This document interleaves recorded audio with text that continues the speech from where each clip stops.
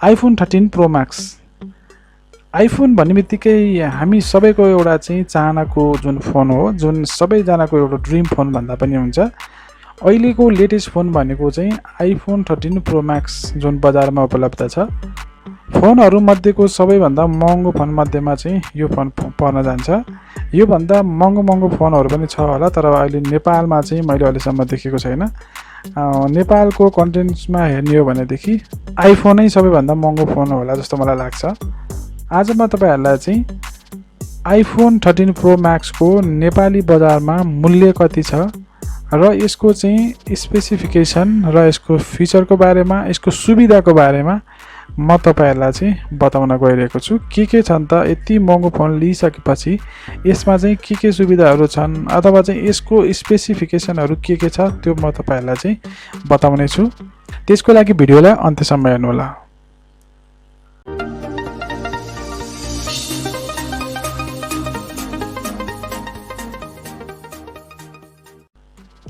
आउनुहोस् हामी भिडियो सुरु गरौँ। आइफोन 13 प्रो मैक्स, यसको सबैभन्दा पहिला हामी यसको स्पेसिफिकेसनको बारेमा कुरा गरौँ, त्यसपछि फेरि हामी यसको चाहिँ मूल्यको बारेमा कुरा गर्नेछौँ। आइफोन 13 प्रो मैक्स यसको बडी टाइपको बारेमा कुरा गरौँ। सबैभन्दा पहिला यसको चाहिँ बडी टाइप चाहिँ 78.1 बाई 160.8 बाई 7.65 mm र 240 GM यसको चाहिँ 240 यसको चाहिँ ग्राम रहेको छ र अर्को IP68 certified stainless steel frame, यसको चाहिँ स्टेनलेस स्टील फ्रेम रहेको छ।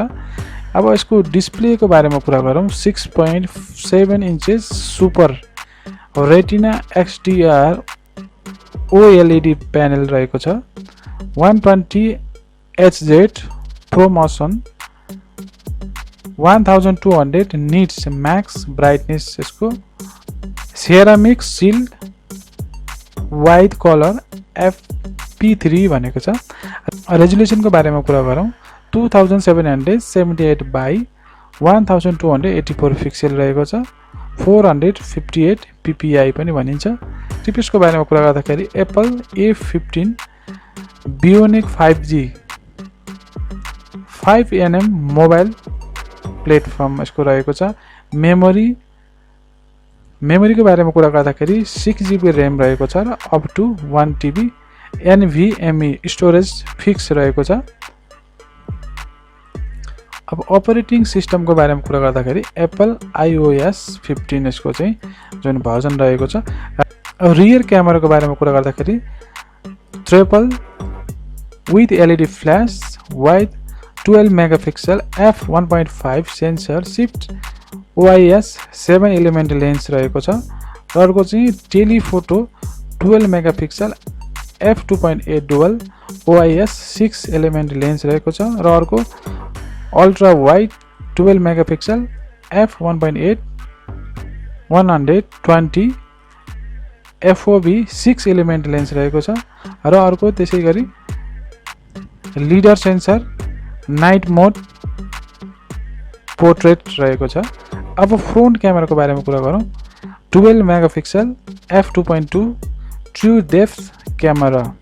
अर्को अडियोको बारेमा कुरा गर्दाखेरि built in stereo speaker built in microphone रहेको छ। सेक्युरिटीको बारेमा कुरा गर्दाखेरि true depth camera for face ID facial recognition भनेर भनेको छ। सेन्सरको बारेमा कुरा गरौँ। Accelerometer 3 axis 0 proximity ambient light barometer भनेर भनेको छ। कनेक्टिभिटीको बारेमा कुरा गर्दा डुअल सिम न्यानो सिम र अर्को ई सिम भनेको छ। WiFi 6 802.11ax dual band Bluetooth 5.0 GPS AGPS GLONASS Galileo BeiDou र QZSS आइभिकोन NFC 5G सब 6GHz mmWave भनेर भनेको छ। ब्याट्रीको बारेमा कुरा गरौँ। 4352 mAh with 20 watt fast wire charging, 15 वाटको म्याक्सेफ, 7.5 वाटको Qi wireless charging, no power adapter inside the box भनेको छ। यो पावर एडाप्टर चाहिँ बक्सभित्र आउँदैन भनेको छ। अब कलर अप्सनको बारेमा कुरा गर्दाखेरि यो 4वटा कलरमा अभाइलेबल छ। ग्राफिट, गोल्ड, सिल्भर, सिरा ब्लू गरेर 4वटा कलरमा अभाइलेबल छ। अब आयो लास्टमा, अब यो फोनको चाहिँ मूल्य कति छ त? अब यसको भेरिएन्ट, सबैभन्दा पहिला भेरिएन्टको बारेमा कुरा गर्दाखेरि यो 4वटा भेरिएन्टमा छ र यसको प्राइस कति छ त? नेपाली बजार अनुसार नेपाली मूल्यमा यसको चाहिँ प्राइस कति होला त? अब हामी प्राइसको पनि यहाँ कुरा गर्नेछौँ। यसको चाहिँ सबैभन्दा पहिला 128 GB को लागि नेपालमा चाहिँ 1,89,990 पर्न जान्छ।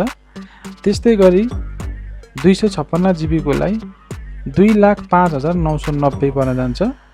त्यसै गरी 512 GB को लागि 2,39,990 पर्न जान्छ र अर्को लास्टमा चाहिँ 1 TB को लागि 2,77,990 पर्न जान्छ। साथीहरु, आज मैले तपाईहरुलाई चाहिँ यसको प्राइसको बारेमा, यसको स्पेसिफिकेसनको बारेमा तपाईहरुलाई सबै कुरा बताएको छु। तपाईहरु यहाँ स्क्रिनमा पनि यसको स्पेसिफिकेसनहरु हेर्न सक्नुहुनेछ। साथीहरु, तपाईहरुलाई भिडियो कस्तो लाग्यो? भिडियो राम्रो लाग्छ भने प्लिज भिडियोलाई एक लाइक गर्न चाहिँ नभुल्नु होला र च्यानलमा नयाँ हुनुहुन्छ भने प्लिज च्यानललाई सब्स्क्राइब गर्नु होला। साथै छेउमा रहेको बेल आइकन पनि प्रेस गर्न नभुल्नु होला, ताकि मैले यस्तै जानकारीमूलक भिडियोहरु अपलोड गर्ने गर्दछु यस च्यानलमा, तपाईहरुलाई नोटिफिकेसन आउँछ।